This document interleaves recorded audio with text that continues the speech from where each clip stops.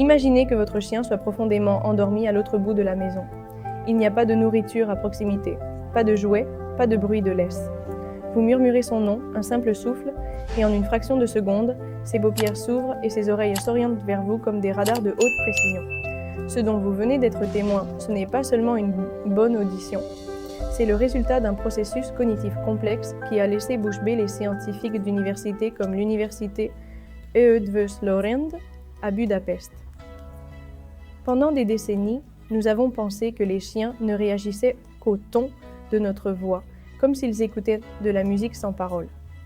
Mais la science moderne nous révèle quelque chose de bien plus percutant. Le cerveau de votre chien fonctionne de manière presque identique au vôtre. En utilisant l'imagerie par résonance magnétique, IRM, les chercheurs ont découvert que les chiens traitent le langage de façon binaire. Leur hémisphère gauche analyse la signification réelle des mots, tandis que le droit interprète l'intonation. Lorsque les deux coïncident, le centre de récompense de leur cerveau s'active comme un véritable feu d'artifice. Mais c'est là que réside un danger que peu de propriétaires connaissent. Chaque fois que vous utilisez son nom, vous écrivez une ligne dans l'historique de sa banque de mémoire. Si vous appelez votre chien à plusieurs reprises lorsque vous êtes frustré ou pour quelque chose de négatif, vous ne l'éduquez pas. Vous êtes en train d'effacer sa confiance. Vous faites de son nom un signal de bruit de fond, ou pire encore, une source de stress.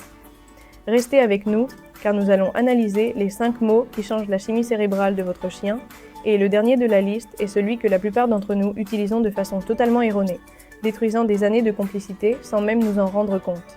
Bienvenue là où nous décodons l'esprit canin pour que vous cessiez d'être un simple maître et deveniez son meilleur allié. Si vous voulez comprendre ce que pense réellement votre chien, abonnez-vous dès maintenant.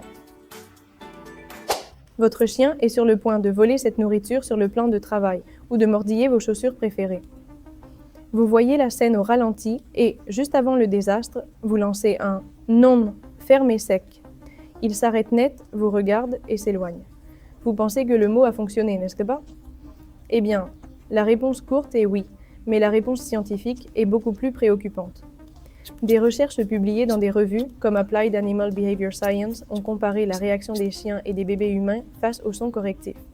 Ce qu'ils ont découvert, c'est que votre chien ne comprend pas la règle morale de pourquoi il ne doit pas toucher à vos chaussures.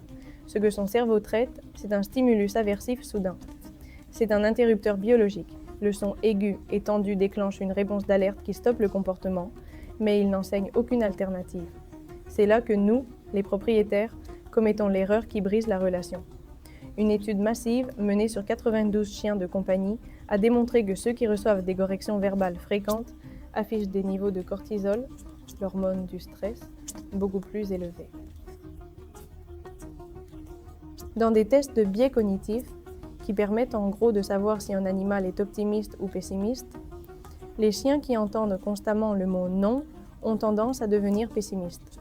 Ils commencent à se lécher les babines, à bâiller ou à éviter le contact visuel, non pas parce qu'ils savent qu'ils ont fait une bêtise, mais parce qu'ils vivent dans un état d'anxiété, en attendant le prochain son stressant. Si vous utilisez le « non » comme un bruit de fond, le mot perd tout son pouvoir et vous devenez, aux yeux de votre chien, une source d'imprévisibilité. Et pour un animal, rien ne génère plus d'angoisse qu'un leader imprévisible. Les meilleurs guides canins ne crient pas plus fort, ils sont plus clairs. Ils utilisent la correction une seule fois sur un ton neutre et l'accompagnent immédiatement d'une instruction positive. Laisse ça, maintenant, va au panier. C'est là que la magie opère. Vous passez de la suppression d'un comportement à la création d'une nouvelle voie neuronale vers le succès. Mais si vous trouvez cela fascinant, attendez de voir comment votre chien a appris à lire vos projets d'avenir avant même que vous ne vous leviez du canapé. C'est une situation que vous avez sûrement déjà vécue. Vous chuchotez le mot « promenade » au détour d'une conversation avec quelqu'un ou peut-être commencez-vous simplement à l'épeler D-E-H-O-R-S. Mais cela ne sert à rien. Votre chien est déjà en train de tourner près de la porte ou de chercher sa leste. Est-ce de la télépathie? Non, c'est l'une des démonstrations les plus élégantes de la neurobiologie canine. Ce qui se passe dans l'esprit de votre chien est un processus appelé le conditionnement classique, similaire à la célèbre expérience de Pavlov, mais poussé à un niveau de haute fidélité.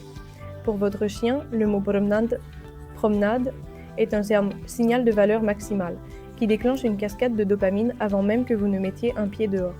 Mais il y a quelque chose de plus profond encore. Une étude de l'Université de Californie à San Diego a révélé une donnée qui change la donne. Les chiens ne dépendent pas uniquement de notre langage corporel ou de notre ton. Lors d'expériences contrôlées, les chiens ont réagi à la signification de mots comme « dehors » ou « jouer », même lorsqu'ils étaient prononcés par un inconnu ou qu'ils provenaient d'un enregistrement. Cela prouve qu'ils ont attribué un sens propre à cette combinaison de sons, peu importe qui la prononce. Cependant, votre chien est un détective qui travaille 24 heures sur 24.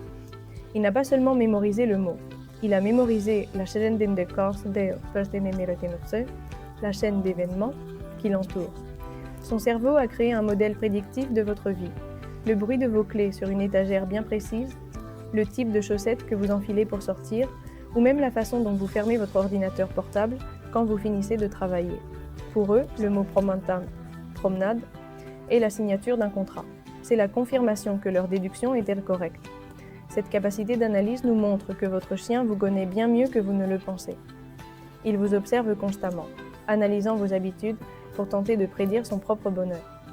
Et cette faculté d'observation atteint un niveau presque humain lorsqu'on parle des personnes qui vous entourent. Car, croyez-le ou non, votre chien sait parfaitement de qui vous parlez lorsque vous mentionnez un membre de la famille. Si vous voulez tester l'intelligence de votre chien dès maintenant, faites cette expérience. Attendez qu'il soit calme et, sans regarder personne, prononcez le nom de quelqu'un qui vit avec vous ou d'un proche qui vous rend souvent visite. Et il est tout, non? Si votre chien tourne la tête vers la porte, regarde le canapé où cette personne s'assoit habituellement ou court vers l'escalier, vous venez d'assister à une capacité cognitive extraordinaire. Les chiens n'apprennent pas seulement des ordres, ils apprennent des étiquettes d'identité. Contrairement au tour d'obéissance, personne ne s'assoit avec son chien pour lui apprendre comment s'appelle papa ou mamie. Cela se fait par un apprentissage par exposition passive. Votre chien est comme une éponge qui traque les habitudes. Chaque fois que vous prononcez un nom et que cette personne apparaît ou interagit, son cerveau crée une connexion permanente entre ce son et cet être humain. Les scientifiques qui ont étudié des chiens surdoués, comme la célèbre Border Collie Chaser, qui a mémorisé plus de 1000 noms d'objets, ont confirmé que l'architecture cérébrale de n'importe quel chien domestique est capable de catégoriser les identités de cette façon. Mais le plus fascinant, c'est qu'il ne stocke pas seulement le nom, mais aussi le ton émotionnel qui l'entoure. Si vous mentionnez toujours quelqu'un avec un ton joyeux, votre chien associera ce nom à une expérience positive. Si, au contraire, vous utilisez un nom dans des moments de tension ou de dispute, le chien enregistrera cette identité avec une charge de stress. Votre chien ne vit pas dans un monde de simples « ouaf » et de bruit. Il vit dans une carte sociale détaillée où chaque membre de la famille a une étiquette, une importance et une émotion associées. Ils construisent un dossier sur chaque personne de la maison, analysant qui est celui qui joue, qui est celui qui donne à manger et qui est celui qui apporte le calme. Et cela nous amène au mot le plus important de toute cette liste. Un mot qui n'est pas un simple ordre de dressage, mais la preuve ultime que votre chien a confiance en vous bien au-delà de ses propres instincts. De tous les mots que votre chien entendra au cours de sa vie, aucun n'a autant de poids émotionnel que le mot « viens ». Pour un chiot, ce n'est au début qu'un son vide. Mais après des années de vie commune, ce mot devient quelque chose de bien plus profond que de la simple obéissance. C'est un choix de loyauté. Des recherches récentes de l'université Eötvös-Loránd, utilisant la technologie de l'électroencéphalographie EEG, ont démontré une chose incroyable. Lorsqu'un chien entend un mot familier prononcé par son maître, son cerveau ne se contente pas de traiter le son. Il active une représentation mentale du résultat attendu. Si, lorsque vous dites « viens », votre chien a l'habitude de recevoir de la chaleur, de la sécurité ou du jeu, son cerveau déclenche un signal de plaisir avant même qu'il ne fasse le premier pas. Mais si vous l'avez déjà appelé pour le gronder, pour lui couper les griffes, s'il déteste ça, ou pour mettre fin à un moment de jeu de manière brutale, vous avez empoisonné l'ordre. À cet instant, son cerveau entre dans un conflit profond entre l'instinct et la peur. Lorsque vous rappelez votre chien depuis l'autre bout du parc et qu'il décide d'abandonner une piste d'odeur captivante pour courir vers vous, il ne réalise pas un tour de cirque. Il fait un calcul basé sur toute son histoire avec vous. Si sa mémoire lui dit que vous êtes son refuge, il viendra sans hésiter. S'il hésite, ce n'est pas de l'entêtement. C'est le résultat d'une base de données d'expériences contradictoires. La science est claire. Pour que votre lien soit indestructible, le « viens » doit être le mot le plus positivement chargé de tout son vocabulaire. Chaque fois que votre chien revient vers vous, peu importe le temps qu'il a mis ou votre niveau de frustration, Récompensez-le chaleureusement, parce qu'en cette seconde précise, il choisit votre compagnie au détriment de tout le reste du monde. Nous avons appris que votre chien vous écoute bien plus que vous ne l'imaginez. Il analyse vos mots, décrypte vos intonations et cartographie vos émotions. Il ne vit pas seulement dans votre maison, il vit sur votre propre fréquence émotionnelle. Si cette vidéo vous a fait poser un autre regard sur votre chien, partagez-la avec quelqu'un qui a besoin de comprendre ce langage invisible. Et n'oubliez pas de vous abonner à la chaîne pour continuer à découvrir les secrets de l'esprit canin, parce que les comprendre, c'est la plus belle façon de les aimer.